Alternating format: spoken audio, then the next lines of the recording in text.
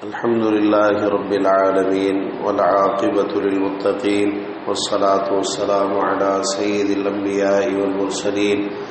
نبينا محمد وعلى آله وصحبه ومن تبعهم بإحسان إلى يوم الدين لا حول ولا قوة إلا بالله۔ سنن ابن ماجہ میں سیدنا زید بن ثابت رضی اللہ تعالی عنہ کی ایک روایت ہے جس میں پیارے پیغمبر جناب محمد رسول اللہ صلی اللہ تعالی علیہ وآلہ وسلم نے تقابل کیا ہے دو طرح کے آدمیوں کا۔ آپ نے موازنہ فرمایا ہے، ایک وہ شخص ہے کہ جس کے پیش نظر صرف دنیا ہے، اور دوسرا وہ شخص ہے کہ جس کے پیش نظر آخرت ہے۔ فرمایا من کانت الدنیا ہمہ فرق اللہ علیہ امرہ وجعل فقرہ بین عینیہ ولم یأتہ من الدنیا الا ما کتب لہ۔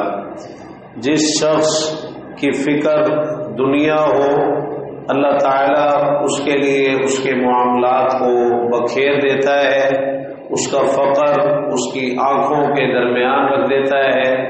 اور دنیا اسے اتنی ہی ملتی ہے جتنی کہ اس کے لیے لکھ دی گئی ہو۔ ومن کانت الآخرۃ نیتہ، فرمایا اس کے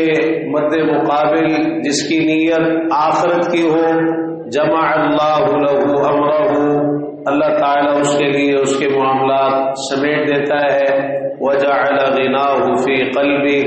اور غنا تونگری جو ہے اسے اس کے دل میں رکھ دیتا ہے، وَأَتَتْهُ الدُّنْيَا وَهِيَ رَاغِمَةٌ، اور دنیا ذلیل اور حقیر ہو کر اس کے پاس آتی ہے۔ یہ ایسی جامع حدیث ہے کہ رسول اللہ صلی اللہ علیہ وسلم نے اس میں خاص طور پر دنیا اور آخرت کے طلبگاروں کا موازنہ کیا، اور اس کے جو دنیاوی اثرات ہیں ان کو ذکر فرمایا ہے۔ آخرت کا جو معاملہ ہے کہ اگر ایک انسان دنیا کو ترجیح دیتا ہے تو آخرت میں کتنا نقصان اٹھاتا ہے، اور اگر کوئی آخرت کو ترجیح دیتا ہے تو آخرت میں اسے اس کا کتنا فائدہ ہوگا، وہ چیزیں ہیں ہی ہیں، وہ جگہ جگہ بیان ہوئی ہے، لیکن اس حدیث مبارکہ میں بطور خاص آپ نے دنیا کے تعلق سے ذکر فرمایا کہ اس کے دنیا کی زندگی ہی میں کیا اثرات مرتب ہوتے ہیں انسان کی ترجیحات کے تعلق سے۔ اللہ تعالیٰ نے بھی قرآن مجید میں فرمایا بل تؤثرون الحیات الدنیا، بلکہ تم دنیا کی زندگی کو ترجیح دیتے ہو، والآخرۃ خیر وابقی، حالانکہ آخرت بہتر اور زیادہ باقی رہنے والی۔ کہیں فرمایا کلا بل تحبون العاجلہ، ہرگز نہیں بلکہ تم جلد ملنے والی، العاجلہ جلد ملنے والی یعنی دنیا، تم اس سے محبت کرتے ہو، وتذرون الآخرہ، اور تم آخرت کو چھوڑ دیتے ہو۔ گویا انسان کی پریشانیوں کا اصل سبب ہی یہ ہے کہ وہ آخرت کو نظر انداز کر دے اور دنیا کو اپنا مقصد اور اپنی ترجیح بنا لے، اور ہر وقت اسے دنیا کی فکر لاحق رہے۔ یہ جو رسول اللہ صلی اللہ علیہ وسلم نے بیان فرمایا ہے، عملی زندگی کے اندر بھی اسے اچھی طرح دیکھا جا سکتا ہے۔ فرمایا من کانت الدنیا ہمہ، جس شخص کی فکر صرف دنیا ہو کہ ہر وقت اسے یہی فکر ہے کہ میں نے مال کمانا ہے، دولت کمانی ہے، عہدہ حاصل کرنا ہے، منصب حاصل کرنا ہے، اعلیٰ سے اعلیٰ گھر بنانا ہے، اپنے دنیاوی تعلقات بنانے ہیں، اور دنیا کے اندر جھوٹی عزت اور جھوٹی شہرت جو ہے ہر وقت اسے اسی کی فکر لاحق ہے، اور اسی کے لیے اس کے سارے پروگرام، سارے منصوبے، ساری جدوجہد، ساری صلاحیتیں اسی کے لیے استعمال ہو رہی ہے۔ حتیٰ کہ اگر وہ کچھ خرچ کرتا بھی ہے تو اس کا مقصد بھی دنیا کمانا ہوتا ہے کہ کسی طریقے سے دنیا آ جائے، اور اگر کوئی علم بھی حاصل کرتا ہے تو وہ بھی مقصد دنیا کمانا ہے کہ کسی طریقے سے دنیا آ جائے۔ حتیٰ کہ اگر کوئی عبادت بھی کرتا ہے، کوئی نیک عمل بھی کرتا ہے تو اس میں بھی اس کے پیش نظر دنیا ہے کہ اس کا دنیاوی فائدہ مجھے حاصل ہو جائے، اور جو بھی لوگوں میں شہرت، ریاکاری، دکھلاوا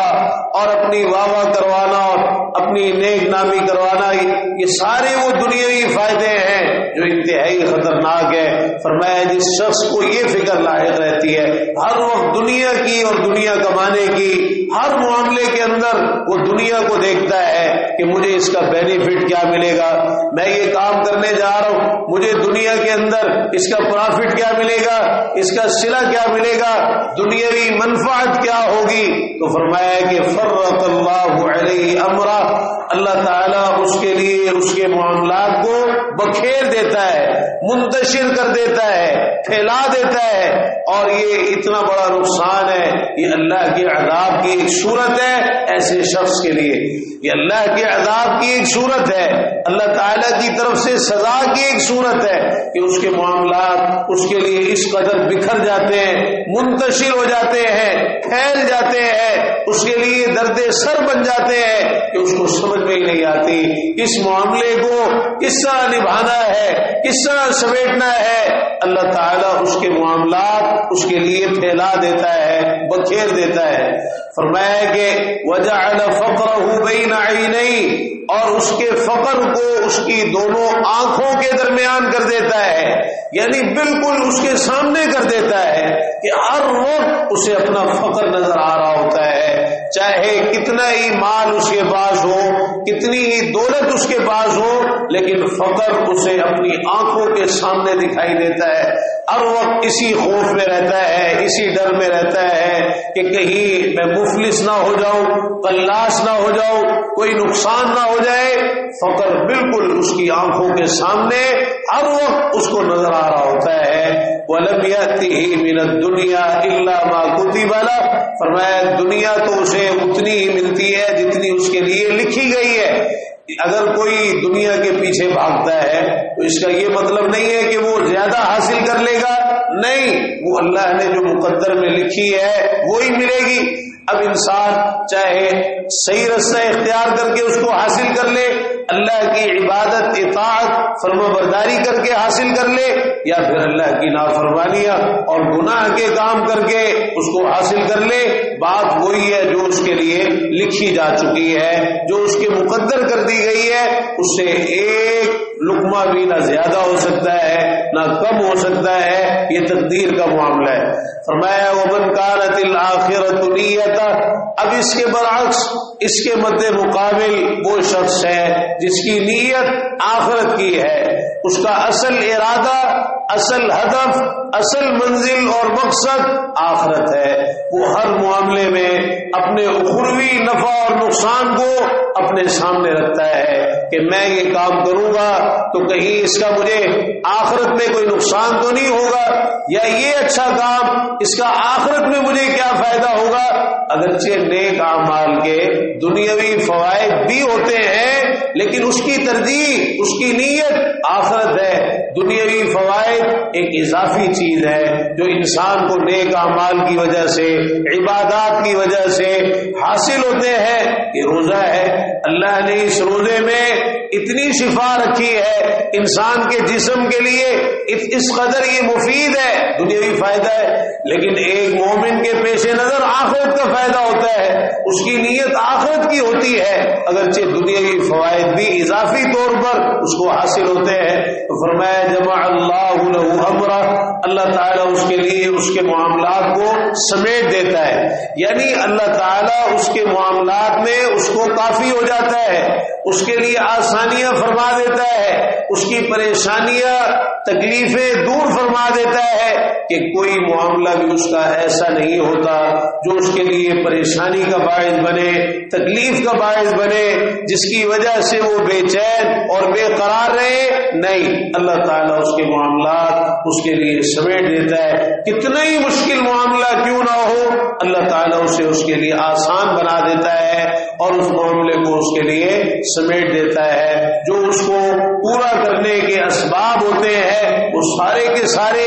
اللہ تعالیٰ خود مہیا فرما دیتا ہے۔ وَجَعَلَ غِنَاهُ فِي قَلْبِهِ، اور جو اصل دولت مندی ہے، اصل مالداری ہے، اصل تونگری ہے، وہ دل کا غنی ہونا ہے۔ رسول اللہ صلی اللہ علیہ وسلم نے سیدنا ابو ذر رضی اللہ عنہ سے پوچھا، ابو ذر کیا تم یہ سمجھتے ہو کہ مال کی کثرت یہ دولت مندی ہے؟ کہنے لگے اللہ کے رسول صلی اللہ علیہ وسلم ہمارے ہاں تو یہی سمجھا جاتا ہے، لوگ تو یہی سمجھتے ہیں۔ فرمایا کہ نہیں، اصل دولت مندی یہ ہے کہ ان الغنا غنى القلب، کہ اصل دولت مندی دل کا غنی ہونا ہے۔ لیس الغنا عن کثرت العرض ولكن الغنا غنى النفس، ساز و سامان کی کثرت یہ دولت مندی نہیں ہے، اصل دولت مندی انسان کے نفس کا غنی ہونا ہے۔ تو فرمایا اس کے دل کو اللہ تعالی مالدار بنا دیتا ہے، غنی بنا دیتا ہے، اس کا دل ہر وقت اس کو بھرا ہوا محسوس ہوتا ہے اور اس کو ایسے لگتا ہے جیسے ہر چیز میرے پاس موجود ہے۔ وَأَتَتْهُ الدُّنْيَا وَهِيَ رَاغِمَةٌ، اور دنیا اس کے پاس ذلیل اور حقیر ہو کر آتی ہے، یعنی دنیا اس کے پیچھے پیچھے ہوتی ہے اور وہ آگے آگے ہوتا ہے۔ دنیا اس کے پیچھے پیچھے خود آتی ہے، اس کو دنیا کے پیچھے جانے کی ضرورت نہیں پڑتی۔ اب بات صرف اتنی ہے کہ اپنی نیتوں کو درست کر لیا جائے، اپنی ترجیحات کی اصلاح کر لی جائے اور آخرت کو اپنا ہدف، اپنی منزل اور اپنا مقصد بنا لیا جائے۔ ہم دنیا میں آئے بھی اسی لیے ہیں کہ آخرت کی کوئی تیاری ہو، آخرت کے لیے کوئی محنت ہو، تو اگر آخرت کو ہدف بنایا جائے تو اللہ تعالیٰ دنیا کے معاملات بھی انسان کے لیے انتہائی آسان فرما دیتا ہے اور ہر معاملے میں اپنے بندے کو کافی ہو جاتا ہے۔ کوئی مشکل آ جائے، کوئی پریشانی آ جائے، کوئی تکلیف آ جائے، اگر انسان کے پیش نظر آخرت ہے تو پھر اس کے لیے پریشانی کی کوئی بات نہیں ہوتی،